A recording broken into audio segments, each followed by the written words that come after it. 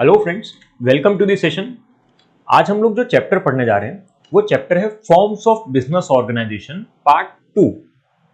सबसे पहले हमने पार्ट 1 कंसीडर किया था, अब हम लोग पार्ट 2 कंसीडर करने वाले हैं। पार्ट 1 में हमने जो फॉर्म्स कंसीडर किए थे वो थे sole proprietorship, that is soul trader. Next हमने देखा था HUF, that is Hindu undivided family. And last हमने जो कंसीडर किया था वो हमने कंसीडर किया था पार्टनरशिप। अब पार्ट 2 में हम लोग दो चीज कंसीडर करने वाले हैं। सबसे पहले हम लोग देखने वाले हैं कोऑपरेटिव सोसाइटी एंड उसके बाद हम लोग लास्ट में देखने वाले हैं जॉइंट स्टॉक कंपनी। सबसे पहले कोऑपरेटिव सोसाइटी से स्टार्ट करते हैं। तो हमें सबसे पहले मीनिंग पता होना चाहिए that what is cooperative society. Cooperative society is a voluntary form of business organisation. Voluntarily यहां पर लोग मिलकर क्या करते हैं, कोऑपरेटिव सोसाइटी फॉर्म करते हैं for the economic upliftment of the members. यानी कोऑपरेटिव सोसाइटी के मेंबर्स के इकोनॉमिक अपलिफ्टमेंट के लिए यहाँ पे क्या किया गया है, सोसाइटी को फॉर्म किया गया है। एंड याद रखना है कि कोऑपरेटिव सोसाइटी में हमारा जो मेन ऑब्जेक्टिव है वो है सर्विस मोटिव। हम लोग यहाँ पे कभी भी प्रॉफिट के लिए ऑपरेट नहीं कर रहे। So wherein persons with common interest get associated voluntarily and the individuals form a cooperative society to achieve that definite objective. और ये जो डेफिनेट ऑब्जेक्टिव है वो क्या है, सर्विस मोटिव है, promotion of economic interest of the members. जब हम लोग कोऑपरेटिव सोसाइटी की बात करते हैं तो उसके कैरेक्टरिस्टिक्स देखेंगे, जिसमें सबसे फर्स्ट हमें बोला है वॉलंटरी एसोसिएशन। एग्जैक्टली ये वॉलंटरी एसोसिएशन है। जिन्हें भी ज्वाइन होना है, जिन्हें भी मेंबर बनना है कोऑपरेटिव सोसाइटी का, वो वॉलंटरीली यहाँ पे ज्वाइन हो सकते हैं। एज सच यहाँ पे कोई रेस्ट्रिक्शन नहीं है। Any person can voluntarily become the member of A cooperative society. Next second is easy formation process. Formation process बहुत सिंपल है। अगर कोई भी इंसान कोऑपरेटिव सोसाइटी स्टार्ट करना चाहता है तो बहुत सिंपल है। कोऑपरेटिव सोसाइटीज एक्ट में हमें रजिस्ट्रेशन करवाना है एंड मिनिमम कितने लोग चाहिए, 10। तो 10 लोग मिलकर बेसिकली कोऑपरेटिव सोसाइटी स्टार्ट कर सकते हैं। Any 10 person can form a cooperative society, get themselves registered under the cooperative societies act. So formation process भी ईजी है। Next is equality to the members. Equality to the members यानी यहां पे बोला गया है one man one vote, one person one vote का rule follow किया जाता है। हम लोग कितना कैपिटल लेके आते हैं उससे एज सच कोई इफेक्ट नहीं आने वाला है। यहाँ पे जो वोटिंग होने वाली है वो वन मैन वन वोट के बेस पे होने वाली है। सो वो चीज हम याद रखेंगे। Next is separate identity. Separate identity, जब भी हम लोग हमारे बिजनेस को कोऑपरेटिव सोसाइटीज एक्ट में रजिस्टर करवा देते हैं तो हमारा बिजनेस और मेंबर्स दोनों अलग कंसिडर किए जाते हैं। Members are considered different from the cooperative society. Cooperative society has a separate legal identity. मतलब कोऑपरेटिव सोसाइटी अपने नाम पे प्रॉपर्टी परचेज कर सकती है, अपने नाम पे कॉन्ट्रैक्ट में एंटर कर सकती है, किसी पे सूट फाइल कर सकती है। ये सभी चीजें पॉसिबल है। Next is democratic management. Democratic management, आज सोच के देखो कोऑपरेटिव सोसाइटी में कितने भी मेंबर्स हो सकते हैं। से फॉर एग्जांपल 500 मेंबर्स है तो क्या 500 मेंबर्स मिलके कोऑपरेटिव सोसाइटी चलाएंगे? बहुत डिफिकल्ट है। सो बेसिकली जितने भी मेंबर्स है वो लोग मिलके कुछ लोगों को इलेक्ट करते हैं, एक कमिटी बनाते हैं जिसे नॉर्मली हम लोग रिप्रेजेंटेटिव भी बोल सकते हैं। और ये जो कमिटी है, ये जो रिप्रेजेंटेटिव्स है, यही लोग क्या करते हैं, कोऑपरेटिव सोसाइटी को मैनेज करते हैं, डे टू डे अफेयर्स का ध्यान रखते हैं लोग। So basically democratic management. Next is main motive of service. हमारा जो सबसे इंपॉर्टेंट मोटिव है वो क्या है, सर्विस मोटिव। हम हमारे मेंबर्स के इकोनॉमिक इंटरेस्ट के लिए काम कर रहे हैं। प्रॉफिट क्या है, तो सेकेंडरी ऑब्जेक्टिव है। जो प्राइमरी ऑब्जेक्टिव है वो क्या है, सर्विस। जैसे कि अगर हम लोग कंज्यूमर कोऑपरेटिव सोसाइटी की बात करते हैं तो हमारा सबसे मेन इंटेंशन होता है कि हम लोग क्या करेंगे, कंज्यूमर्स को अच्छे क्वालिटी के गुड्स प्रोवाइड करेंगे and that too at a reasonable price. So basically this is a service motive and not a profit motive. Next is fair distribution of profit. जब हम प्रॉफिट के डिस्ट्रीब्यूशन की बात करते हैं, नो डाउट हम लोग सर्विस मोटिव के लिए काम कर रहे हैं, but in case excess income generate होती है तो जो भी एक्सेस इनकम है वो हम लोग क्या करने वाले हैं, डिस्ट्रीब्यूट करने वाले हैं बिटवीन दी मेंबर्स। जो भी एक्सेस इनकम है, जो भी रेसिडुअल प्रॉफिट, लास्ट में जो भी प्रॉफिट बच जाता है उसे हम लोग यूज करेंगे for the welfare of the members. Members के वेलफेयर के लिए उसे क्या किया जाएगा, यूज किया जाएगा। And last is low price of share. जब हम लो प्राइस ऑफ शेयर की बात करते हैं तो बेसिकली अगर हम लोग यहाँ पे देखें तो शेयर का प्राइस बहुत नॉमिनल है, कोई भी इंसान शेयर परचेस कर सकता है, कोऑपरेटिव सोसाइटी का मेंबर बन सकता है। और साथ साथ में यहाँ पे इंस्टॉलमेंट फैसिलिटी भी दी जाती है कि हम लोग इंस्टॉलमेंट में धीरे धीरे करके क्या कर सकते हैं, पेमेंट कर सकते हैं। नेक्स्ट इज वोटिंग राइट पर मेंबर। हमने पहले भी देखा था वोटिंग राइट जो है यहाँ पे 1 मैन 1 वोट। कैपिटल को एज सच कोई सिग्निफिकेंस नहीं दे रहे हम लोग, कैपिटल को कोई इंपॉर्टेंस नहीं दे रहे। Importance is given to the person, 1 man 1 vote. So voting right इसी तरीके से होने वाली है, आपने कितना भी कैपिटल कंट्रीब्यूट किया है उससे सच कोई इफेक्ट आने वाला नहीं है। Next is separate institution from politics and religion. यहाँ पे पॉलिटिक्स और रिलीजन का कोई लेना देना नहीं है। मतलब यहाँ पे अगर हम लोग देखें तो यहाँ पे कोई चीज का रेस्ट्रिक्शन नहीं है, रिलीजन, कास्ट, सेक्स, ऐसी किसी चीज से कोई मतलब नहीं है। अगर पॉलिटिकल बैकग्राउंड है या ऐसा कुछ भी है कोई फर्क नहीं पड़ने वाला। There is no discrimination between the members. Next is unrestricted number of members. Last feature क्या बोला है, अनरिस्ट्रिक्टेड मेंबर्स, मतलब मैक्सिमम कितने भी लोग हो सकते हैं। मिनिमम कितने लोग चाहिए, 10, एंड मैक्सिमम कितने होने चाहिए तो उसकी कोई लिमिट नहीं है, कितने भी लोग कोऑपरेटिव सोसाइटी के मेंबर्स बन सकते हैं। सो ये है फीचर्स ऑफ कोऑपरेटिव सोसाइटी। सबसे पहले हमने क्या देखा है, मीनिंग, एंड सेकंड हमने देखा है फीचर्स। Next is advantages. अब हमें एडवांटेजेस देखने हैं एक एक करके, जिसमें सबसे फर्स्ट है easy formation process. So easy formation process में यहाँ पे अगर हमें कोऑपरेटिव सोसाइटी स्टार्ट करनी है तो हमने पहले ही देखा कि यहाँ पे सिर्फ 10 लोगों की जरूरत है।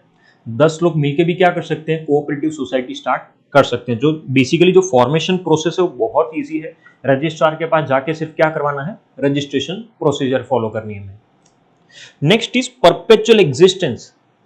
परपेचुअल एग्जिस्टेंस मतलब एक बार हमने जो कोऑपरेटिव सोसाइटी बना दी तो वो चलते ही जाएगी। किसी भी मेंबर के डेथ, इंसॉल्वेंसी या फिर ल्यूसेंसी से एज सच कोई इफेक्ट आने वाला नहीं है।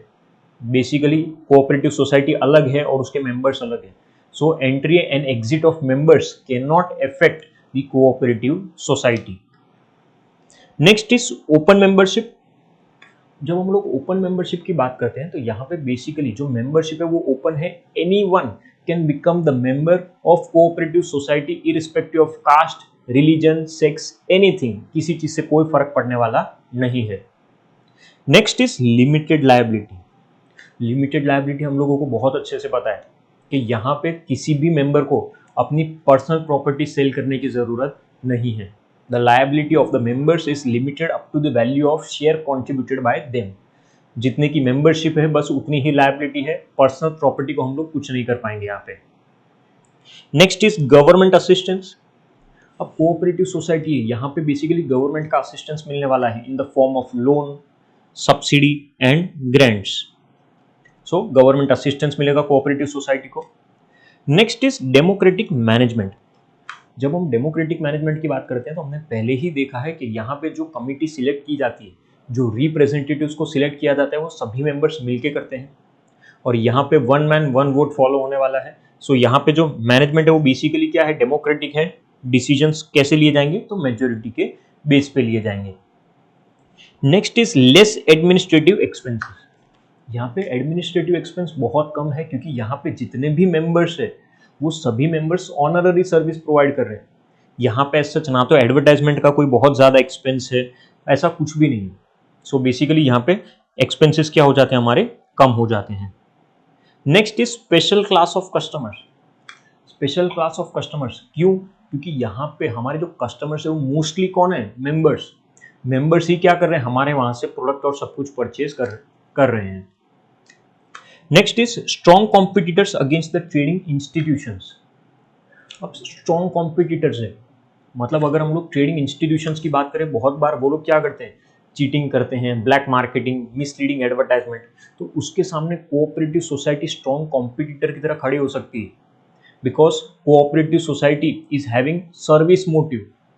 जैसे कंज्यूमर कोऑपरेटिव की बात करें तो वो लोग अच्छे क्वालिटी के गुड्स दे रहे हैं, वो भी लोअर प्राइस पे। सो उसकी वजह से कंज्यूमर्स को बेनिफिट मिलता है। Next is welfare activities for the society. Cooperative society welfare activities में भी बहुत है, जैसे कि वो लोग मेडिकल कैंप्स अरेंज करते हैं, फिर एजुकेशन है, डिस्पेंसरीज है, गार्डन्स है, ये सभी चीजें वो लोग क्या करते हैं, अरेंज करते हैं सोसाइटी के लिए लोअर प्राइस पे या फिर इवन फ्री ऑफ कॉस्ट भी। Next is training school for democracy. ये ट्रेनिंग स्कूल है, एक तरीके से यहाँ पे सिखाया जाता है कि किस तरीके से डेमोक्रेसी के साथ हम लोग मैनेजमेंट कर सकते हैं, किस तरीके से सभी लोग मिलके क्या कर रहे हैं, एक पर्टिकुलर इंडिविजुअल को, यहाँ पे कमिटी को वो लोग सेटअप करते हैं और वो कमिटी ही सब कुछ क्या करती है, मैनेज करती है। So basically it is the training school for democracy. Importance किसको दिया गया है, ह्यूमन बीइंग को दिया गया है rather than capital. And last is economic upliftment and growth of members. Economic upliftment, cooperative society हमने मीनिंग में ही देखा था, it works for the economic upliftment of the members. जैसे कंज्यूमर कोऑपरेटिव सोसाइटी है वो कंज्यूमर्स के लिए है, प्रोड्यूसर कोऑपरेटिव सोसाइटी है वो प्रोड्यूसर्स को रॉ मटेरियल और सब कुछ प्रोवाइड करती है, जितने भी मेंबर्स हैं उनको एट ए लोअर प्राइस। सो ये सभी क्या है, एडवांटेजेस ऑफ कोऑपरेटिव सोसाइटी। सो ये एडवांटेजेस थे, एडवांटेजेस ऑफ कोऑपरेटिव सोसाइटी। अब एडवांटेजेस के बाद अब हम लोग जो टॉपिक कवर कर रहे हैं वो है डिसएडवांटेजेस, मतलब लिमिटेशंस की बात की है, लिमिटेशंस ऑफ कोऑपरेटिव सोसाइटी, जिसमें सबसे फर्स्ट है लिमिटेशन ऑफ कैपिटल। जब हम लोग कैपिटल की बात करते हैं तो हम लोग बहुत ज्यादा कैपिटल रेज नहीं कर पाएंगे। जैसे हम लोग अगर पार्टनरशिप की बात करते हैं तो जितने पार्टनर्स ऐड होते हैं पार्टनर्स कैपिटल लेके आते हैं। जब हम लोग कोऑपरेटिव सोसाइटी की बात करते हैं तो जितने भी मेंबर्स हैं वो लोग कैपिटल कंट्रीब्यूट करते हैं, बट यहाँ पे एक लिमिट आ जाती है, एक लिमिट से ज्यादा कैपिटल कभी भी मेंबर्स लेके नहीं आते। क्यों? क्योंकि यहाँ पे जो मेंबर्स है वो नॉर्मली ऐसा हो सकता है कि पुअर क्लास से है या फिर less attraction to purchase the share due to voting rights. मैं कितना भी कैपिटल, कितना भी कंट्रीब्यूशन करूंगा, जो यहाँ पे वोटिंग राइट्स है वो क्या है, पर पर्सन। मिस्टर ए ने 10,000 का इन्वेस्टमेंट किया है, मिस्टर बी ने 1 लाख का, तो भी वोटिंग राइट्स इक्वल है, जिसकी वजह से यहाँ पे कैपिटल रेज करना थोड़ा सा क्या हो जाता है, डिफिकल्ट हो जाता है। So first disadvantage is limitation of capital. Next second जो डिसएडवांटेज है वो है लैक ऑफ एफिशिएंट मैनेजमेंट। जब हम लोग मैनेजमेंट की बात करते हैं तो यहाँ पे एफिशिएंट मैनेजमेंट बहुत ज्यादा नहीं होगा। उसका सबसे बड़ा रीजन है क्योंकि यहाँ पे जो मेंबर्स है वही लोग सर्विस प्रोवाइड कर रहे हैं, यानी ये जो मेंबर्स है वो जो सर्विस प्रोवाइड कर रहे हैं उस सर्विस को हम लोग बोलते हैं ऑनररी सर्विसेज।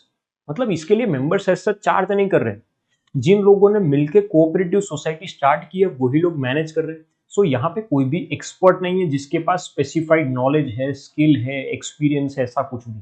सो जो मैनेजमेंट होना चाहिए, एक एफिशिएंट मैनेजमेंट, जैसे कि जॉइंट स्टॉक कंपनी में हम जो देखने वाले हैं, वो चीज यहाँ पे नॉर्मली नहीं होती।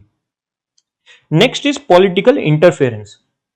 बहुत बार ऐसा होता है कि कोऑपरेटिव सोसाइटी के अंदर पॉलिटिकल पार्टीज इंटरफेयर करती है।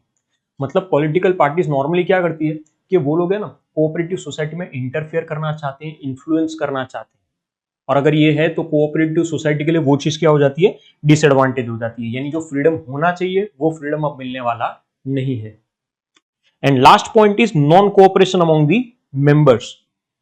अब नॉन कोऑपरेशन, कभी कभी ऐसा भी हो सकता है कि मेंबर्स कोऑपरेट ना करें, शायद वो लोग खुद का पर्सनल इंटरेस्ट देख रहे हैं, मतलब सेल्फिशनेस है, ग्रुपिज्म क्रिएट हो चुका है, कॉन्फ्लिक्ट आ रहा है मेंबर्स के बीच में, डाउट है। अगर ऐसा कुछ भी है, मेंबर्स एक दूसरे के साथ कोऑपरेट नहीं कर रहे, तो भी हमारे लिए क्या होगा, वो चीज प्रॉब्लम क्रिएट करेगी। सो ये डिसएडवांटेजेस है कोऑपरेटिव सोसाइटी के। हमारा एक और फॉर्म कंप्लीट हुआ, दैट इज कोऑपरेटिव सोसाइटी। हमने पार्ट 1 के अंदर देखा था सोल प्रोप्राइटरशिप, नेक्स्ट हमने देखा था जॉइंट हिंदू फैमिली जिसको हिंदू अनडिवाइडेड फैमिली बोलते हैं, थर्ड हमने देखा पार्टनरशिप। इस चैप्टर में सेकंड पार्ट में हम लोगों ने देखा है कोऑपरेटिव सोसाइटी। अब लास्ट जो हम लोग कवर करने वाले हैं वो है जॉइंट स्टॉक कंपनी। अब जॉइंट स्टॉक कंपनी के फॉर्म में भी हम लोग बिजनेस कर सकते हैं। अब नॉर्मली जॉइंट स्टॉक कंपनी क्या होता है, जॉइंट स्टॉक कंपनी से रिलेटेड बहुत सारे मिसकंसेप्शंस भी होते हैं स्टूडेंट्स को, वो सब कुछ क्लियर होना चाहिए हम लोगों को। जब हम लोग कंपनी की बात करते हैं तो सबसे पहले याद रखना, कंपनी के लिए एक पर्टिकुलर लॉ है हमारी कंट्री में, दैट इज कंपनीज एक्ट। पहले कंपनीज एक्ट 1956 था, अभी कंपनीज एक्ट 2013 है। टाइम टू टाइम अमेंडमेंट्स आते हैं, चेंजेस होते रहते हैं इनके अंदर। सो अगर मुझे कंपनी स्टार्ट करनी है तो सबसे पहले मुझे याद रखना होगा कि मुझे रजिस्ट्रेशन करवाना होगा। Registration is compulsory. Companies act 2013 को फॉलो करना कंपलसरी है। अगर मैंने मेरी कंपनी पहले ही इनकॉर्पोरेट कर ली है तो मैं रजिस्ट्रेशन करवाया होगा मैंने अकॉर्डिंग टू कंपनीज एक्ट 1956। सो हम लोग या तो कंपनीज एक्ट 1956 को फॉलो करेंगे, या फिर हम लोग कंपनीज एक्ट 2013 को फॉलो करेंगे, या अगर उससे पहले का भी कोई लॉ है 1956 से पहले का, तो हम उस चीज को क्या करने वाले हैं, फॉलो करने वाले हैं। बेसिकली जॉइंट स्टॉक कंपनी क्या है, तो कुछ मेंबर्स मिलके बेसिकली बिजनेस स्टार्ट कर रहे हैं, voluntary association of the members to contribute money और मनी इज वर्थ, किसी चीज में हम लोग पैसा इन्वेस्ट कर रहे हैं for the purpose of earning profit, उसको नॉर्मली हम लोग क्या बोलते हैं, बिजनेस बोलते हैं। बट यहाँ पे वो बिजनेस कंपनी के फॉर्म में है, मतलब हम लोग कंपनीज एक्ट में उसका रजिस्ट्रेशन करवाने वाले हैं। याद रखना, जैसे पार्टनरशिप के लिए पार्टनरशिप एक्ट है, कोऑपरेटिव सोसाइटी के लिए कोऑपरेटिव सोसाइटीज एक्ट है, उसी तरीके से जॉइंट स्टॉक कंपनी के लिए कंपनीज एक्ट है। हम लोग अगर लॉ का डेफिनेशन देखें कि लॉ में कंपनी के बारे में क्या बोला है, तो वो देखते हैं हम लोग। Company means the company registered under this act और under any other former act. This act का मतलब होता है कंपनीज एक्ट 2013, इसकी बात की है। और फॉर्मर एक्ट मतलब कंपनीज एक्ट 1956 या फिर उससे पहले अगर कोई लॉ था वो। सो अगर हमने हमारी बिजनेस को कंपनीज एक्ट में रजिस्टर करवाया है, तो डेफिनेटली हम लोग हमारे बिजनेस को क्या बोल सकते हैं, कंपनी बोल सकते हैं। इसके कैरेक्टरिस्टिक्स देखेंगे, फीचर्स देखेंगे, एक एक करके ज्यादा क्लैरिटी मिलेगी हमको। जिसमें सबसे फर्स्ट पॉइंट बोला है लीगल पर्सनालिटी। कंपनी की एक लीगल पर्सनालिटी है, सेपरेट लीगल आइडेंटिटी एक तरीके से। जैसे ही मैंने कंपनी का रजिस्ट्रेशन करवा दिया है, कंपनी अलग है और उसके मेंबर्स अलग है। Company can sue in its own name, company किसी पे केस फाइल कर सकती है और उसमें नाम किसका होगा, कंपनी का होगा और सामने वाली पार्टी का होगा, कंपनी के मेंबर्स का नहीं। कंपनी अगर चाहे तो खुद के नाम पे कॉन्ट्रैक्ट में एंटर कर सकती है। कंपनी अगर चाहे तो खुद के नाम पे प्रॉपर्टी भी परचेज कर सकती है, because here there is a separate legal entity, legal personality है। Company and its members are different, दोनों अलग है। हम लोग नेचुरल पर्सन है और company artificial person. Next second is perpetual existence. जब हम लोग परपेचुअल एग्जिस्टेंस की बात करते हैं, तो यहाँ पे हम लोग लाइफ की बात कर रहे हैं, life of the company, life of the business. Death और insolvency of the member cannot affect the existence of the business. किसी भी मेंबर की डेथ हो जाती है, मतलब शेयर होल्डर की, मेंबर की अगर डेथ हो जाती है, कोई इंसॉल्वेंट हो जाता है, उससे सच कंपनी के एग्जिस्टेंस पे फर्क नहीं पड़ेगा, कंपनी तो चलती ही जाएगी। मेंबर्स में come and go, but the company will go on for ever. उसका बहुत सिंपल रीजन है, हम लोगों ने जो कंपनी स्टार्ट की थी वो कैसे स्टार्ट की थी, रजिस्ट्रेशन किया था, रजिस्ट्रेशन इन कंपनीज एक्ट। तो अगर मुझे कंपनी बंद करनी है, मुझे कंपनी वाइंड अप करनी है, तो उसके लिए भी मुझे कंपनीज एक्ट के थ्रू ही मुझे जाना होगा, तभी मैं अपनी कंपनी को क्या कर सकता हूं, बंद कर सकता हूं। सो यहां पे हम लोग ध्यान रखेंगे, परपेचुअल एग्जिस्टेंस किसी भी मेंबर के आने से या जाने से सच कोई फर्क पड़ने वाला नहीं है। Next third is division of capital into small fraction. Company का जो कैपिटल है वो स्मॉल फ्रैक्शंस में, छोटे छोटे पार्ट्स में डिवाइडेड है, और उन पार्ट्स को हम लोग बोलते हैं शेयर्स। हम लोगों ने बहुत बार सुना है कि हम लोग कंपनी के शेयर्स परचेज करते हैं, तो वो शेयर्स क्या है, basically it is a part of capital. Company का जो भी कैपिटल है वो छोटे छोटे पार्ट्स में डिवाइडेड है, स्मॉल फ्रैक्शंस में डिवाइडेड है, जिसको नॉर्मली हम लोग क्या बोलते हैं, जिसको हम लोग शेयर कैपिटल बोलते हैं। सो याद रखना है, कंपनी का जो कैपिटल है वो छोटे छोटे पार्ट्स में डिवाइडेड है। Next is easy transfer of shares. अब इजी ट्रांसफर ऑफ शेयर्स की अगर हम लोग बात करते हैं, तो पब्लिक कंपनी में, याद रखना, रिपीट कर रहा हूं, अगर पब्लिक कंपनी है, जैसे अगर मैं रिलायंस की बात करता हूं, रिलायंस इंडस्ट्रीज लिमिटेड, या फिर टाटा मोटर्स की बात करता हूं, ये सब पब्लिक कंपनीज है। पब्लिक कंपनीज में शेयर्स को ट्रांसफर करना बहुत ईजी है, यानी शेयर्स क्या हो सकते हैं, इजीली ट्रांसफर हो सकते हैं। मैं अगर आपको शेयर सेल करना चाहता हूं, तो बहुत आसानी से शेयर्स क्या कर सकता हूं, सेल कर सकता हूं। Purchase and sale of shares is very easy, shares can be easily transferred. But याद रखना, प्राइवेट कंपनी के अंदर रेस्ट्रिक्शन है, there is restriction on the transfer of shares. ये चीज ध्यान रखना स्टूडेंट्स, बहुत सारे स्टूडेंट्स को गलती होती है यहीं पे मिसकंसेप्शन है। बहुत सारे लोग लिखते हैं in public company shares can be transferred, in private company shares can not be transferred. ऐसा नहीं है, पब्लिक कंपनी में शेयर्स फ्रीली ट्रांसफर हो सकते हैं और प्राइवेट कंपनी में रेस्ट्रिक्शन है, ट्रांसफर हो सकते हैं बट कुछ रेस्ट्रिक्शंस है। अगर उन चीजों को फॉलो करते हैं तो हम लोग शेयर्स ट्रांसफर कर सकते हैं। सो transfer of shares. Next is common seal. जब हम लोग कॉमन सील की बात करते हैं, यहाँ पे हम लोग सील की बात कर रहे हैं, जिस तरीके से हम लोग आज के टाइम में नॉर्मली स्टैंप यूज करते हैं, रबर स्टैंप होता है, किसी भी डॉक्यूमेंट पे एफिक्स करते हैं हम लोग, उसी तरीके से सील होती है कंपनी की, जो कंपनी के सभी इंपॉर्टेंट डॉक्यूमेंट्स, कंपनी के शेयर सर्टिफिकेट, कंपनी के कॉन्ट्रैक्ट्स, सबके ऊपर उस कॉमन सील को लगाया जाता है। ताकि हम लोग क्या कर सकें, उसको एफिक्स एक एफर्मेशन दे सके। कंपनी की कॉमन सील डॉक्यूमेंट्स के ऊपर लगाई जाती है और उसके ऊपर नॉर्मली कंपनी के जो भी डायरेक्टर्स है या ऑफिशियल्स है वो अपनी सिग्नेचर करते हैं। जैसे हम लोगों की सिग्नेचर है उसी तरीके से अगर देखा जाए तो ये ऑफिशियल सिग्नेचर है। Common seal is the official signature of the company. Company के हर इंपॉर्टेंट डॉक्यूमेंट पे कॉमन सील हमेशा होगी ही होगी। Next is management. जब हम लोग मैनेजमेंट की बात करते हैं तो कंपनी मैनेज कैसे होगी। अगर हम लोग किसी भी एक कंपनी की बात करते हैं, से फॉर एग्जांपल रिलायंस, रिलायंस के अंदर शायद 10,000 शेयर होल्डर्स होंगे, 20,000 शेयर होल्डर्स होंगे या 50,000 शेयर होल्डर्स होंगे। And share holders are the owners of the company, उन्होंने इन्वेस्ट किया हमारी कंपनी में। बट प्रैक्टिकली सोच के देखो, क्या 50,000 लोग मिलकर कंपनी चला सकते हैं कभी भी? Not possible.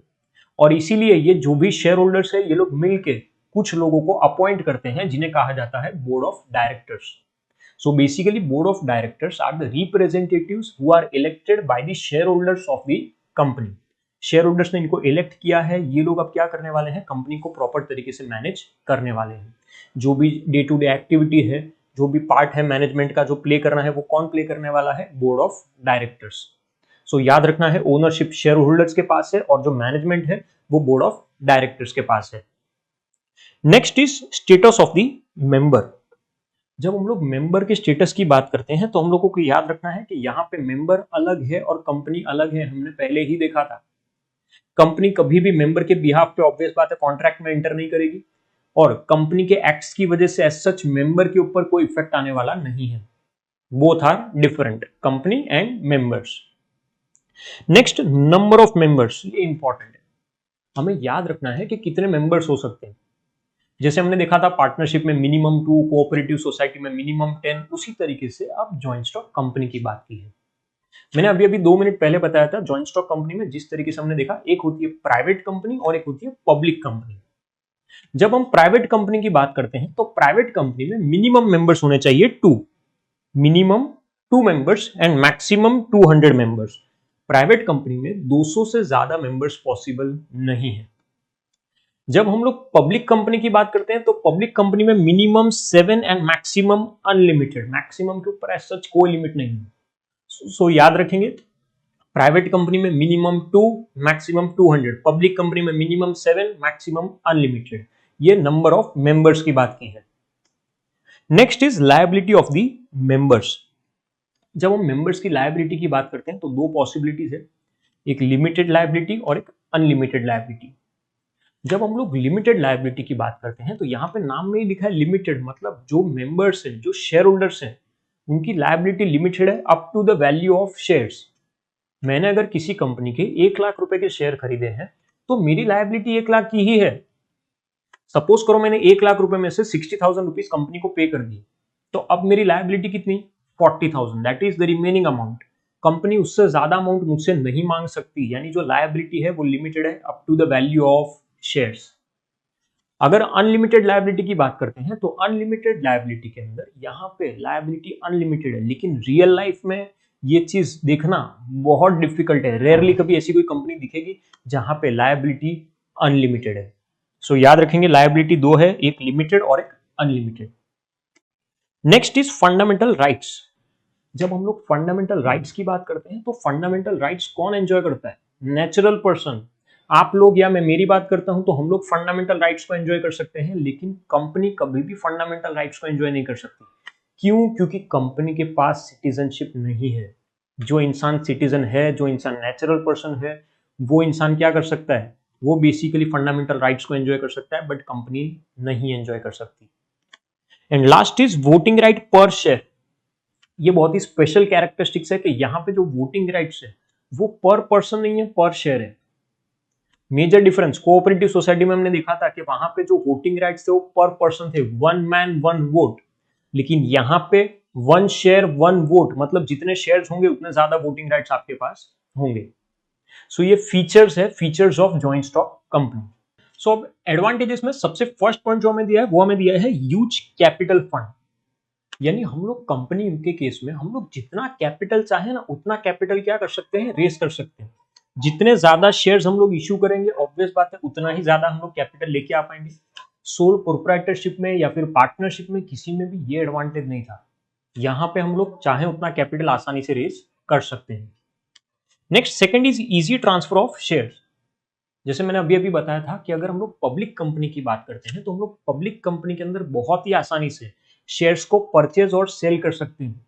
A person can easily purchase the shares of the company, यानी जब भी मैं चाहता हूं तब मैं स्टॉक एक्सचेंज के ऊपर क्या कर सकता हूं, शेयर्स को परचेज एंड सेल कर सकता हूं। Next is limited liability of the members. अगर हम लोग लायबिलिटी की बात करें तो हमने देखा था लिमिटेड लायबिलिटी सबसे अच्छी चीज है मेंबर्स के लिए, कि अगर मैंने किसी कंपनी के शेयर परचेज किए हैं तो मेरी लायबिलिटी कितनी है, तो up to the value of shares. मैंने अगर 1 लाख रुपए के शेयर परचेज किए हैं तो मेरी लायबिलिटी भी 1 लाख की ही होगी, उससे ज्यादा की लायबिलिटी पॉसिबल नहीं है। 1 लाख में से अगर 60,000 रुपीज पे कर दिए हैं तो रिमेनिंग अमाउंट कितनी पे करने वाला हूं मैं, 40,000 only. So the liability of the member will be limited to the value of shares. Next is separate identity and perpetual life. अब separate identity and perpetual life, यानी अगर हम लोग देखें तो किसी भी मेंबर के आने या जाने की वजह से कंपनी में सच कोई इफेक्ट नहीं आएगा, कंपनी तो कंटिन्यूस बेसिस पे चलती ही जाएगी। सो वो एक बहुत अच्छी बात है कि किसी भी मेंबर की डेथ, इंसॉल्वेंसी या किसी चीज से कोई इफेक्ट नहीं आता, और यहाँ पे सेपरेट लीगल एंटिटी है, मेंबर्स अलग है और कंपनी अलग है। Next is advantages of large scale. Advantage of large scale की जब हम लोग बात करते हैं तो कंपनी फॉर्म ऑफ बिजनेस को हम लोग क्या कर सकते हैं, लार्ज स्केल पे लेके जा सकते हैं। हम लोग इकोनॉमीज ऑफ स्केल का बेनिफिट ले सकते हैं, हम लोग बल्क में परचेज कर सकते हैं, बल्क में हम लोग प्रोड्यूस कर सकते हैं। और जब भी हम लोग बल्क में डील करेंगे, ऑब्वियस बात है हमारी जो कॉस्ट होती है वो कॉस्ट हमारी क्या हो जाती है, रिड्यूस हो जाती है। सो उस चीज का बेनिफिट डेफिनेटली हमें मिलेगा। Next is efficient management. यहाँ पे कंपनी के केस में मैनेजमेंट अच्छा है, क्योंकि यहाँ पे हमने प्रोफेशनल्स को अपॉइंट किया है, यहाँ पे हमने डायरेक्टर्स को अपॉइंट किया है। जब हम प्रोफेशनल्स को अपॉइंट करते हैं, एक्सपर्ट्स को अपॉइंट करते हैं, तो ऑब्वियस बात है यहाँ पे हमारी एफिशिएंसी ज्यादा अच्छी हो जाएगी, यानी जो मैनेजमेंट है वो क्या होगा, अच्छा होगा। Next is democratic management. यहाँ पे मैनेजमेंट डेमोक्रेटिक है, बोर्ड ऑफ डायरेक्टर्स सब चीजों को मैनेज कर रहे हैं, और बोर्ड ऑफ डायरेक्टर्स को अपॉइंट कौन करने वाला है, शेयर होल्डर्स। यानी जितने भी शेयर होल्डर्स है वो लोग मिलके क्या करते हैं, नॉर्मली वो लोग बोर्ड ऑफ डायरेक्टर्स को अपॉइंट करते हैं। Next is benefit to the society and the nation. जब भी जॉइंट स्टॉक कंपनी इनकॉर्पोरेट होती है तो उसकी वजह से जो बेनिफिट मिलता है वो सोसाइटी को मिलता है। हम लोग कंपनी में हमारी जो भी सेविंग है वो हम लोग कंपनी में इन्वेस्ट कर सकते हैं, कैपिटल एप्रिसिएशन मिलेगा, मतलब शेयर्स के प्राइस अगर बढ़ेंगे, मैं सेल करूंगा तो बेनिफिट मिलेगा। दूसरी चीज, जितनी ज्यादा कंपनी स्टार्ट होती है उतनी कंट्री के अंदर एम्प्लॉयमेंट अपॉर्चुनिटीज बढ़ती है। थर्ड, बहुत सारी कंपनी सोशल रिस्पॉन्सिबिलिटी में मानती है, मतलब स्कूल, कॉलेजेस, हॉस्पिटल्स, वो सब चीजों में भी हेल्प करती है। यानी अगर देखा जाए तो जॉइंट स्टॉक कंपनी का बेनिफिट सोसाइटी को भी कहीं ना कहीं मिल जाता है। सो ये एडवांटेजेस है, advantages of joint stock company. अब एडवांटेजेस के बाद अब हम लोगों को देखने हैं डिसएडवांटेजेस, यानी लिमिटेशंस देखने हैं एक एक करके, जिसमें सबसे फर्स्ट लिमिटेशन हमें बोला है lengthy and expensive incorporation procedure. Joint stock company start करने के लिए बहुत लेंदी प्रोसीजर है और एक्सपेंसिव प्रोसीजर है। मुझे अगर जॉइंट स्टॉक कंपनी स्टार्ट करनी है तो उसके लिए मुझे पहले प्रोस्पेक्टस बनवाना पड़ेगा, memorandum of association, article of association, ये सब डॉक्यूमेंट्स कंपलसरी बनवाने हैं, उसके बाद ही कंपनी स्टार्ट कर सकता हूँ। दूसरी चीज, अगर मुझे कंपनी स्टार्ट करनी है तो मुझे रजिस्ट्रेशन फीस पे करनी है, स्टैम्प ड्यूटी पे करनी है, यानी ये सब चीजें पे करनी होगी। जब तक ये चार्जेस फीस पे नहीं करूंगा तब तक मैं कंपनी स्टार्ट नहीं कर पाऊंगा। इवन कंपनी स्टार्ट करने के लिए प्रोफेशनल के पास जाऊंगा, वो लोग भी अपनी फीस चार्ज करेंगे। यानी यहाँ पे प्रोसीजर थोड़ी सी लेंदी हो जाती है और एक्सपेंसेस थोड़े से बढ़ जाते हैं। Next is legal restrictions. अब लीगल रेस्ट्रिक्शंस भी, अगर मुझे कंपनी चलानी है तो मुझे टाइम टू टाइम रिपोर्ट्स है, डॉक्यूमेंट्स है, वो सब कुछ मुझे आरओसी में सबमिट करना है। आरओसी मतलब registrar of company, basically government department है जहां पे हम लोग कंपनी से रिलेटेड सभी चीजें क्या करते हैं, सबमिट करते हैं। उसी तरीके से सेबी के भी रूल्स फॉलो करने हैं, securities exchange board of India के भी रूल्स फॉलो करने हैं, बट वो सिर्फ कुछ कंपनीज के लिए है। सो याद रखना है, लीगल रेस्ट्रिक्शंस है, आरओसी एंड सेबी को फॉलो करना कंपलसरी है। Next is increase in administrative expenses. अगर हम लोग देखें तो एडमिनिस्ट्रेटिव एक्सपेंसेस बहुत इंक्रीज हो चुके हैं, एक्सपर्ट्स को हम लोग सैलरी पे कर रहे हैं, प्रोफेशनल से जितना ज्यादा हम लोग प्रोफेशनली चलेंगे, ऑब्वियस बात है उतनी हमारी सैलरी और प्रोफेशनल फीस क्या हो जाएगी, बढ़ जाएगी। Next is autocratic management. अब नो डाउट हम बोलते हैं कि यहाँ पे शेयर होल्डर्स ने डायरेक्टर्स को अपॉइंट किया है, सब कुछ है, नो डाउट, बट यहाँ पे जो वोटिंग है वो पर शेयर है। मतलब अगर कुछ लोगों के पास ज्यादा शेयर्स है तो वो लोग क्या कर सकते हैं, इन्फ्लुएंस कर सकते हैं, डोमिनेट कर सकते हैं। हम जानते हैं कि डिसीजन हमारे अकॉर्डिंगली ही होने वाला है। अगर मेरे पास 1 लाख शेयर्स है और आप लोगों के पास 10 लोगों के पास मिला के 10,000 शेयर्स है, तो भी वोटिंग में ऑब्वियस बात है मेरा ही डिसीजन प्रिवेल करेगा।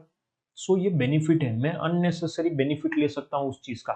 बहुत सारे लोग उस चीज का अननेसेसरी बेनिफिट लेते हैं, सो वो गलत हो जाता है, कहीं ना कहीं डिसएडवांटेज है। जो स्मॉल इन्वेस्टर्स है, स्मॉल शेयर होल्डर्स है, वो सिर्फ on paper he share holder रह जाते हैं। Next is difficulty in maintaining secrecy. अगर हम लोग बात करें सीक्रेसी की तो वो बहुत डिफिकल्ट है, क्योंकि कंपनी के केस में हम लोग हर डिटेल कहाँ पे सबमिट करने वाले हैं, आरओसी में।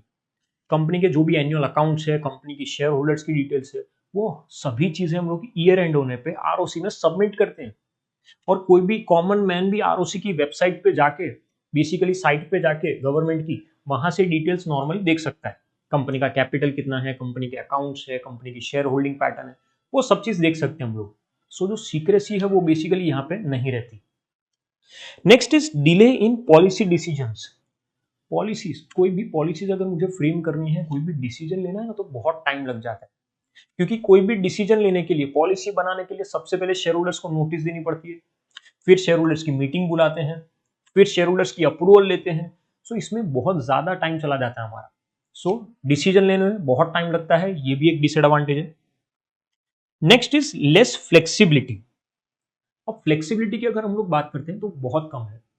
सोल प्रोप्राइटरशिप में या पार्टनरशिप में हम लोग आराम से चेंजेस कर सकते हैं, लेकिन कंपनी के फॉर्म में इतनी आसानी से चेंजेस करना पॉसिबल नहीं है।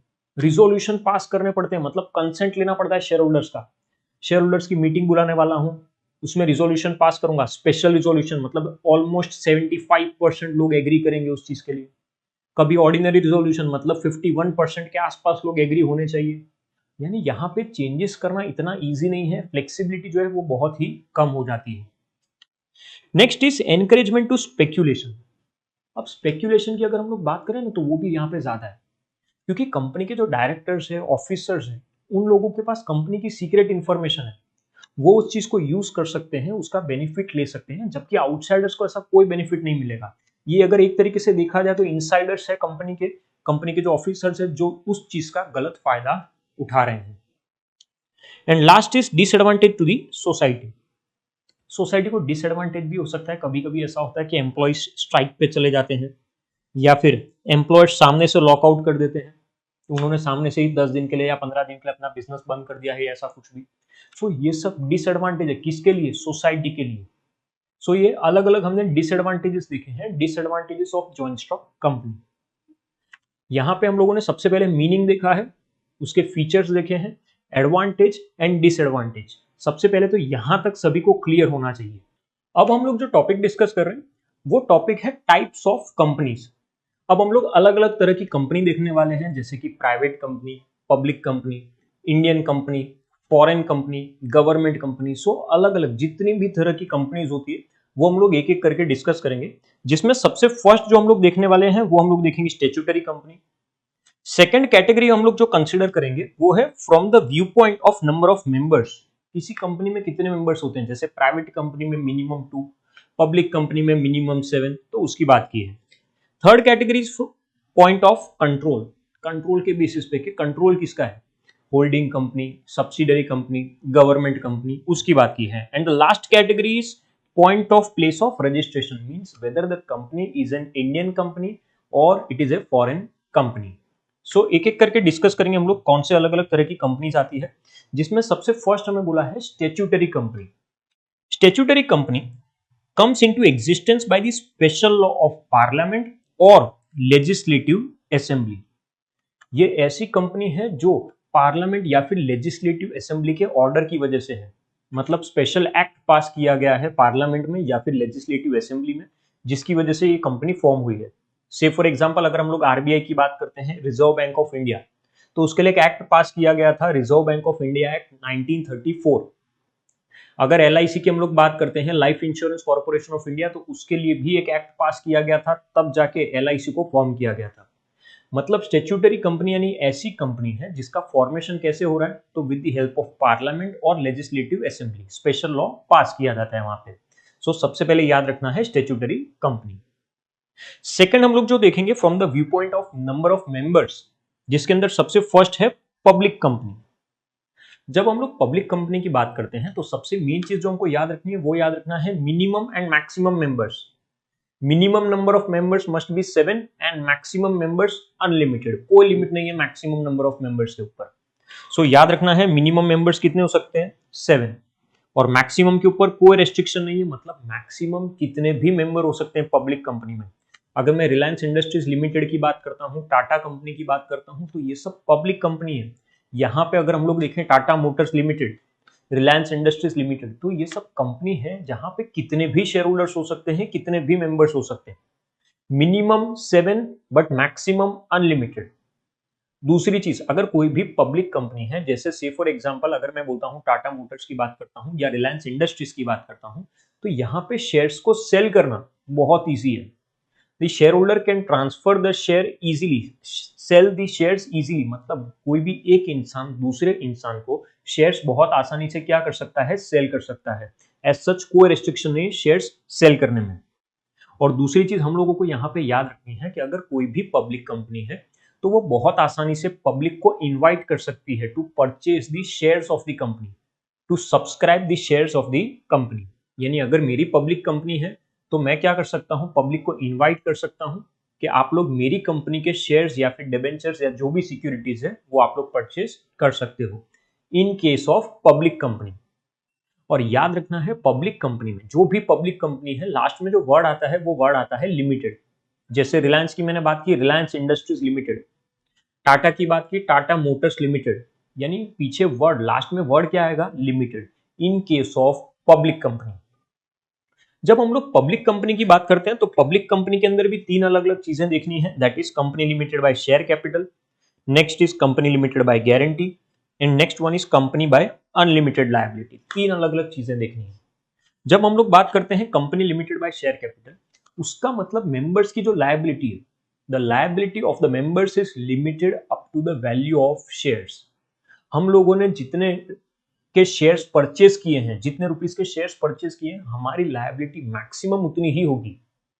से फॉर एग्जांपल अगर मैंने किसी कंपनी के 1 लाख रुपीस के शेयर्स परचेज किए हैं तो मेरी लायबिलिटी, मेंबर की लायबिलिटी कितनी होगी, 1 lakh rupees maximum, that is the value of shares.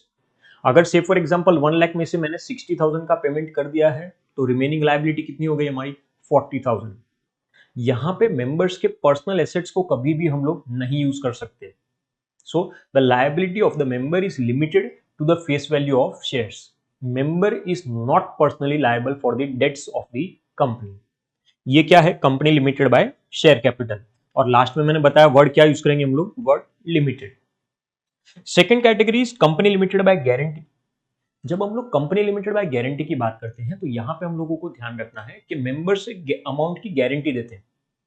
जितने अमाउंट की गारंटी देते हैं कि लिक्विडेशन के टाइम पे, मतलब वाइंडिंग अप, कंपनी बंद होने के टाइम पे हम लोग गारंटी देते हैं कि इतनी अमाउंट लेके आएंगे, कंट्रीब्यूट करेंगे at the time of winding up, तो उसे हम लोग बोलते हैं company limited by guarantee. Here the members will give guarantee for a particular amount that they will bring such an amount at the time of winding up. And last is company by unlimited liability. Company by unlimited liability मतलब यहाँ पे members की जो liability है वो unlimited है। Even members के personal assets भी यहाँ पे लायबल होंगे for the debts of the company. So याद रखना है पब्लिक कंपनी के अंदर तीन अलग अलग कैटेगरी है, company limited by share capital, company limited by guarantee and company by unlimited liability. जिस तरीके से हम लोगों ने पब्लिक कंपनी का कॉन्सेप्ट देखा है, उसी तरीके से जो नेक्स्ट हमारा कॉन्सेप्ट है वो है प्राइवेट कंपनी। प्राइवेट कंपनी जहां पे minimum number of members is 2, minimum 2 लोग और मैक्सिमम कितने, 200, मिनिमम 2 एंड मैक्सिमम 200, यानी 200 लोग से ज्यादा यहाँ पे कंपनी के शेयर्स परचेज नहीं कर पाएंगे। जबकि पब्लिक कंपनी में क्या था, मिनिमम 7, मैक्सिमम अनलिमिटेड, कोई लिमिट नहीं थी। बट यहाँ पे लिमिट है, हमको उस लिमिट को कंपलसरी बेसिस पे क्या करना होगा, फॉलो करना होगा। जब यहाँ पे हम लोग प्राइवेट कंपनी की बात करते हैं तो याद रखना प्राइवेट कंपनी में हम लोग कभी भी पब्लिक को इनवाइट नहीं कर सकते to purchase the shares of the company. Company cannot invite the public to purchase the shares और any kind of securities of the company. Openly invite करना पॉसिबल नहीं है क्योंकि यहाँ पे रेस्ट्रिक्शन है, मैक्सिमम 200 लोग, उससे ज्यादा मेंबर्स अलाउड नहीं है। दूसरी चीज, प्राइवेट कंपनी के अंदर हमें याद रखना है कि प्राइवेट कंपनी के अंदर शेयर्स ट्रांसफर करना भी इजी नहीं है। नो डाउट मैं शेयर ट्रांसफर कर सकता हूं, but there are certain restrictions. बहुत मिसकंसेप्शन है, बहुत लोग ऐसा बोलते हैं कि पब्लिक कंपनी में शेयर ट्रांसफर हो सकते हैं, प्राइवेट कंपनी में नहीं हो सकते। ये गलत है। पब्लिक कंपनी में शेयर्स ट्रांसफर हो सकते हैं, प्राइवेट में भी हो सकते हैं, लेकिन प्राइवेट में कुछ रेस्ट्रिक्शंस है, कुछ प्रोसीजर फॉलो करनी है, कुछ कंसेंट लेने हैं और उसके बाद हम लोग शेयर आराम से क्या कर सकते हैं, ट्रांसफर कर सकते हैं। सो यहाँ पे रेस्ट्रिक्शंस है, शेयर्स को हम लोग इजीली ट्रांसफर नहीं कर पाएंगे। एंड लास्ट, जैसे पब्लिक कंपनी में लास्ट में वर्ड क्या यूज होता था, लिमिटेड, उसी तरीके से प्राइवेट कंपनी के अंदर लास्ट में हम लोग क्या वर्ड यूज करेंगे, प्राइवेट लिमिटेड। पब्लिक कंपनी हो तो लास्ट में वर्ड आएगा लिमिटेड, और अगर प्राइवेट कंपनी है तो लास्ट में वर्ड आएगा प्राइवेट लिमिटेड। जैसे पब्लिक कंपनी के अंदर 3 कैटेगरी थी, वैसे ही same to same private company के अंदर भी 3 कैटेगरी है, company limited by share capital, company limited by guarantee and company with unlimited liability. ये 3 अलग अलग चीजें देखनी है। सबसे पहले हम लोग जो देख रहे हैं वो है company limited by share capital. Again same, the liability of the members will be limited up to the value of shares. मैंने जितने रुपए के शेयर्स खरीदे हैं मेरी लायबिलिटी उतनी ही होगी। अगर मैंने आपकी कंपनी के 1 लाख के शेयर खरीदे हैं तो मेरी लायबिलिटी कितनी होगी, 1 लाख। 1 लाख में से अगर 60,000 पे कर दिया तो रिमेनिंग लायबिलिटी कितनी, 40,000। So company limited by shares में हमारी लायबिलिटी शेयर्स की जितनी है। कंपनी लिमिटेड बाय गारंटी के अंदर हमारी लायबिलिटी कितनी, up to the value of guarantee given. Winding up के टाइम पे इतनी अमाउंट लेके आऊंगा, इसकी गारंटी दे रहा हूं। So company limited with guarantee.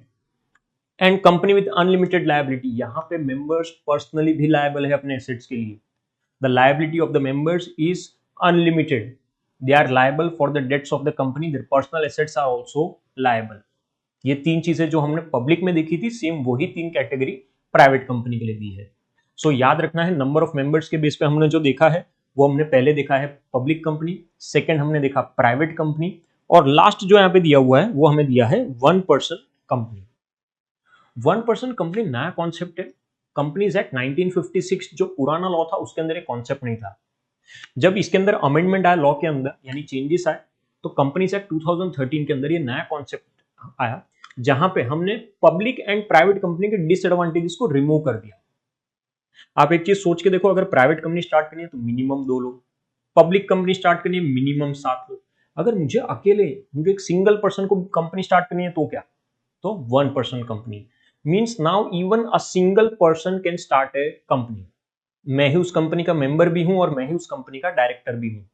मैं आरओसी में यानी रजिस्ट्रार ऑफ कंपनीज के पास जाके क्या करवा सकता हूं, रजिस्ट्रेशन करवा सकता हूं। सो ये सबसे बेस्ट चीज है कि कोई एक सिंगल पर्सन भी क्या कर सकता है, कंपनी स्टार्ट कर सकता है, जिसको हम लोग बोलते हैं 1 पर्सन कंपनी। अब 1 पर्सन कंपनी के बाद नेक्स्ट हमारी जो कैटेगरी आ रही है वो है from the view point of control. Control के व्यू पॉइंट से देखना है कौन सी 3 अलग अलग तरह की कंपनीज है, जिसमें सबसे फर्स्ट हमें बोला है गवर्नमेंट कंपनी। गवर्नमेंट कंपनी मतलब ये ऐसी कंपनी है जहां पे 51% या उससे ज्यादा शेयर्स गवर्नमेंट होल्ड करती है। 51% और more than 51% shares are held by the government.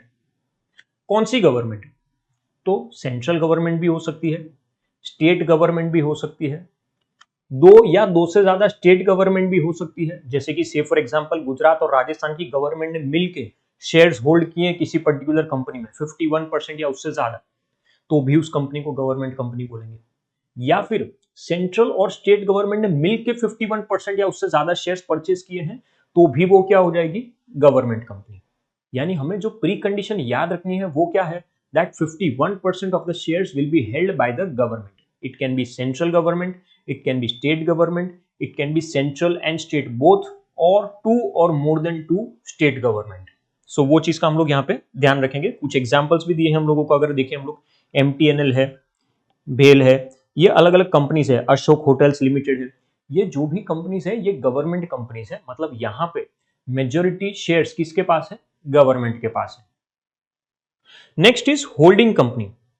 Holding company मतलब ऐसी कंपनी जो किसी और कंपनी में 50% से ज्यादा शेयर्स होल्ड करती है।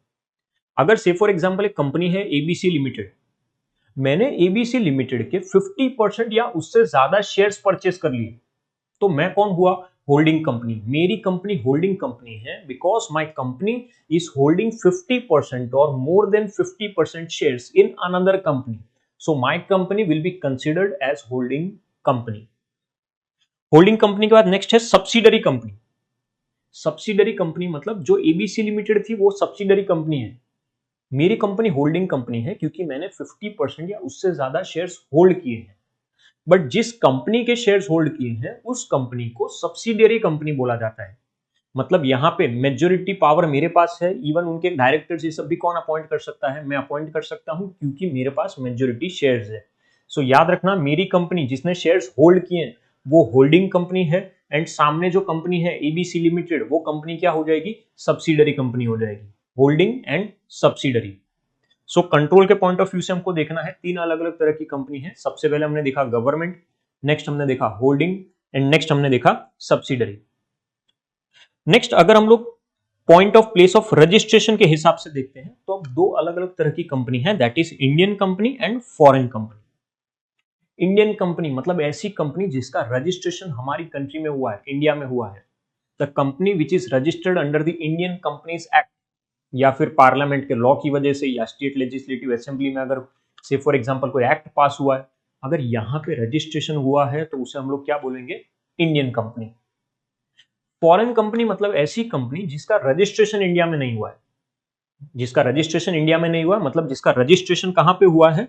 फॉरेन में हुआ है, जिसकी रजिस्टर्ड ऑफिस कहां पे है? फॉरेन में, बट वो लोग इंडिया में बिजनेस कर रहे हैं। रजिस्ट्रेशन फॉरेन में हुआ है लेकिन फिर भी अगर मैं इंडिया में बिजनेस कर रहा हूं तो उसे मैं क्या बोलूंगा? फॉरेन कंपनी बोलूंगा।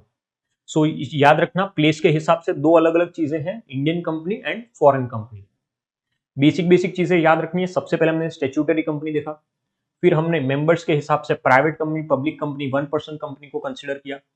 उसके बाद अगर हम लोग देखें तो पॉइंट ऑफ कंट्रोल के हिसाब से अगर हम लोग देखें तो government company, holding company and subsidiary company.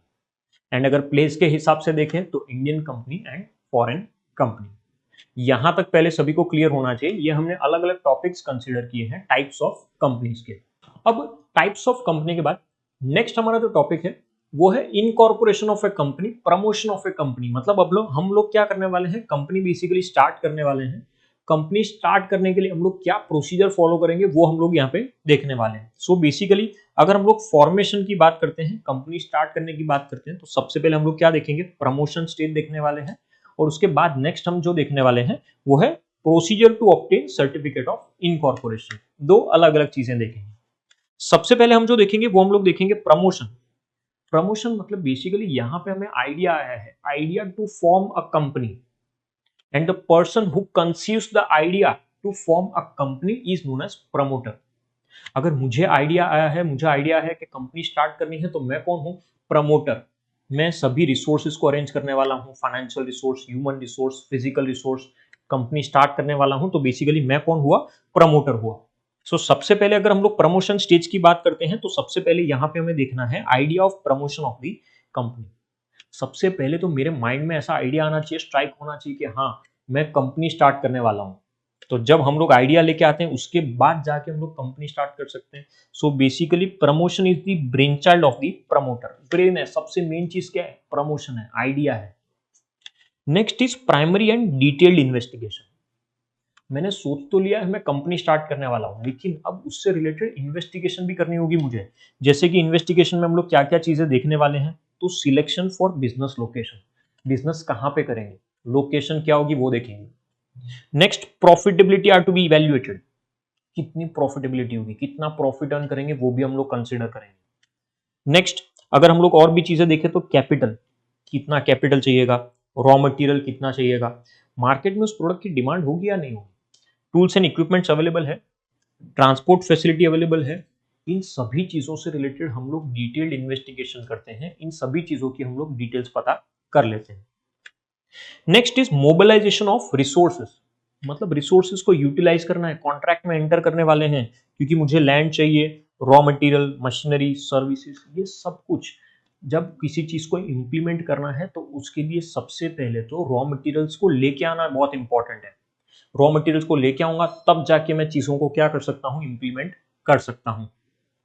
Next is financial arrangement, सबसे इंपॉर्टेंट है। आज एक चीज सोच के देखो, फाइनेंस, अगर पैसा ही नहीं है तो कंपनी कैसे चलाऊंगा मैं?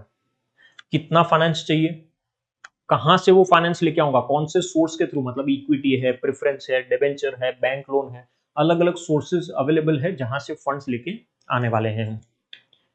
अब ये प्रमोशन की बात थी, प्रमोशन स्टेज हम लोग देख रहे थे अब तक।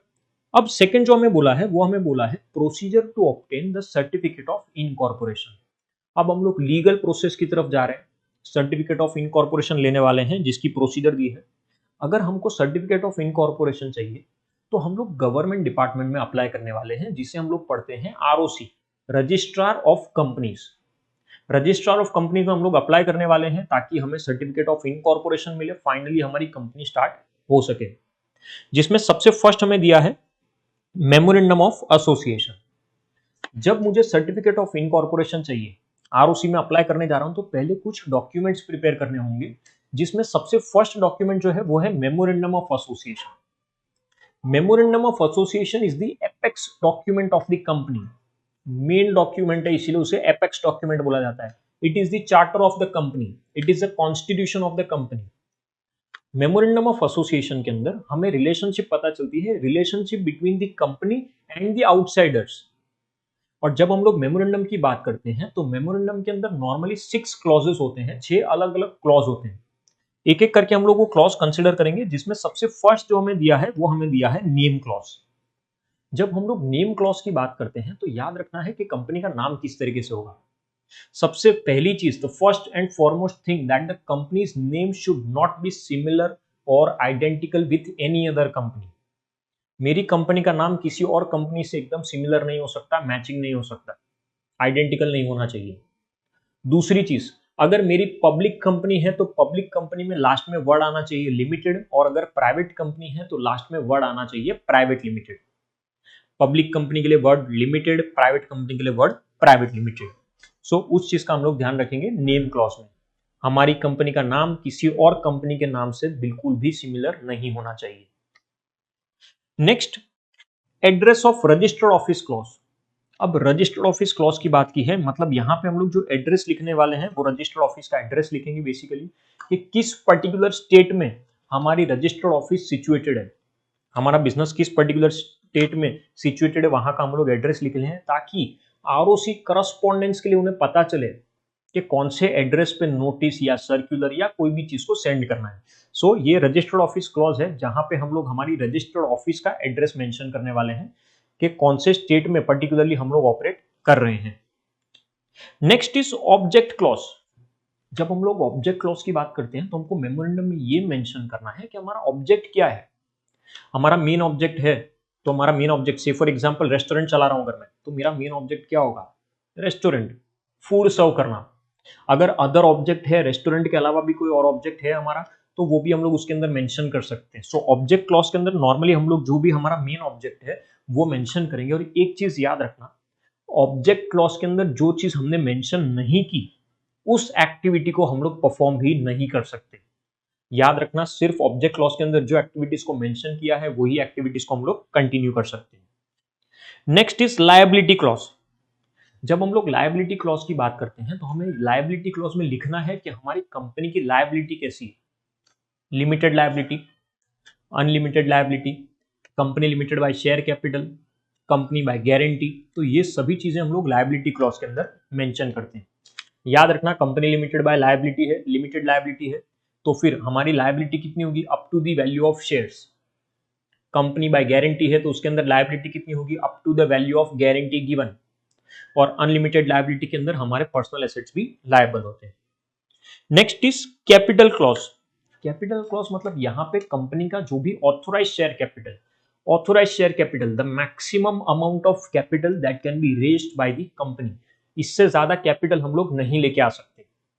सो ऑथोराइज शेयर कैपिटल यहाँ पे मेंशन किया हुआ है, वो कैपिटल कितने अलग अलग पार्ट्स में डिवाइडेड है, स्मॉल पार्ट्स में यानी शेयर्स में डिवाइडेड है, वो चीज हम लोग यहाँ पे मेंशन करके रखते हैं। Next is association clause. Association clause basically company के सब्सक्राइबर्स कौन है। याद करो, अगर प्राइवेट कंपनी है तो मिनिमम 2, और अगर पब्लिक कंपनी है तो मिनिमम 7 मेंबर्स, ये कंपनी के सब्सक्राइबर्स हैं, इनकी सिग्नेचर होगी, इनका नाम होगा वहां पे। सो ये एसोसिएशन क्लॉज है। 6 अलग अलग क्लॉजेस है, जिसमें सबसे फर्स्ट हमने देखा नेम क्लॉज, सेकंड हमने देखा address of registered office clause, third is object clause, fourth is liability clause, fifth capital clause and sixth is association clause. ये 6 अलग अलग क्लॉज है। Next is article of association. सबसे पहला डॉक्यूमेंट हमको जो चाहिए था वो था मेमोरेंडम ऑफ एसोसिएशन। अब जो सेकंड डॉक्यूमेंट है वो है article of association. Article of association basically क्या है, तो rules and regulations of the company. Company internally किस तरीके से वर्क करने वाली है उसके जो भी रूल्स एंड रेगुलेशंस है उसकी बात की है यहाँ पे। जैसे कि मेंबर्स के राइट्स क्या होंगे, शेयर अलॉटमेंट किस तरीके से होगा, शेयर फोरफीचर कब होगा, मतलब शेयर्स को कैंसिल कब किया जाएगा, अगर आप लोग पेमेंट नहीं करोगे तो आपके शेयर्स फोरफिट हो जाते हैं, शेयर्स कैंसिल हो जाते हैं। Powers of the board of director, board of directors के पास क्या पावर है, वो सभी चीजें हम लोग क्या करते हैं, मेंशन करते हैं। एंड याद रखना memorandum of association and article of association are public documents, public domain में अवेलेबल है। हम लोग MCA ministry of corporate affairs की साइट पे जाके हम लोग चेक कर सकते हैं कंपनी के जो भी डॉक्यूमेंट्स चेक करने हैं। So memorandum of association and article of association are the public documents. Next is list of directors.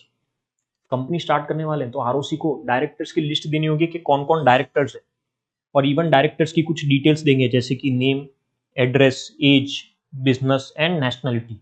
ये अलग अलग डिटेल्स देनी पड़ेगी हमको डायरेक्टर से रिलेटेड। सो ये भी इंपॉर्टेंट है। और इवन अब ऐसा भी रूल है कि minimum 1 female director must be there.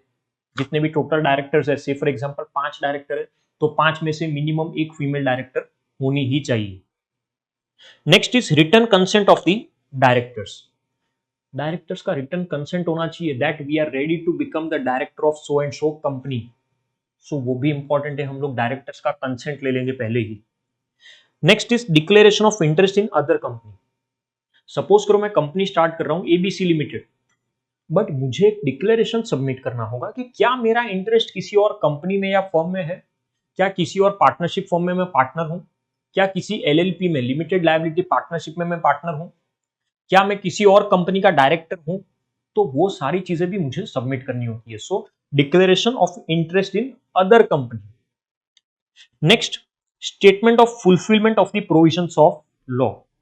मतलब यहां पे हम लोग बेसिकली क्या करने वाले हैं, तो एक स्टेटमेंट सबमिट करने वाले हैं जिसके अंदर हमने लिखा है कि हमने यहाँ के सभी रूल्स एंड रेगुलेशंस को फॉलो किया है। कंपनीज एक्ट 2013 या फिर जो प्रीवियस लॉ था कंपनीज एक्ट 1956 के सभी रूल्स एंड रेगुलेशंस प्रोविजंस को फॉलो किया है।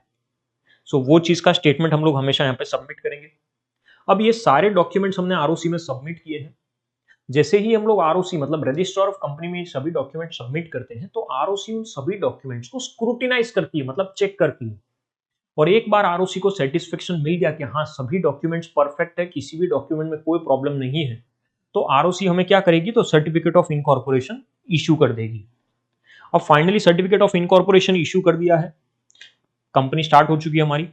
अब सर्टिफिकेट ऑफ इनकॉर्पोरेशन जब हमें मिल जाता है तो उसके अंदर याद रखना है, उसके अंदर आरओसी में एक और चीज अलॉट करती है जिसे बोला जाता है कॉर्पोरेट आइडेंटिफिकेशन नंबर, जिसको CIN बोला जाता है। कॉर्पोरेट आइडेंटिफिकेशन नंबर एक यूनिक नंबर है जिसकी मदद से हम लोग किसी भी कंपनी को पहचान सकते हैं। जैसे आधार नंबर होता है हमारे लिए, उसी तरीके से कंपनी के लिए क्या है, तो कॉर्पोरेट आइडेंटिटी नंबर है ये, जिसके थ्रू हम लोग कंपनी को आइडेंटिफाई कर सकते हैं। और फाइनली हमारी कंपनी क्या हो चुकी है, स्टार्ट हो चुकी है, कंपनी इनकॉर्पोरेट हो चुकी है। सो इन सभी चीजों का हम लोग ध्यान रखेंगे, ये जॉइंट स्टॉक कंपनी है। उसके बाद कुछ अब जो टॉपिक्स दिए हैं वो ऑब्वियस बात है डिफरेंस बिटवीन है, और हर बार डिफरेंस बिटवीन मैं क्या देता हूँ, होमवर्क में देता हूँ। सो जो भी डिफरेंशिएट बिटवीन है वो आप लोगों के लिए होमवर्क है। अगर कोई भी डाउट हो, कुछ भी हो, तो मुझे मैसेज कर सकते हो, कॉल कर सकते हो, कोई प्रॉब्लम नहीं। बट आई होप ये चैप्टर क्लियर हुआ होगा, थोड़ा सा डिटेल में था, लेंदी चैप्टर था। सो याद रखना इस चैप्टर के अंदर हमने जितने भी टॉपिक्स पढ़े हैं cooperative society and joint stock company से रिलेटेड, वो सभी के सभी टॉपिक्स क्लियर होने चाहिए आप सबको। आई होप सबको क्लियर हुआ होगा। Thank you everyone.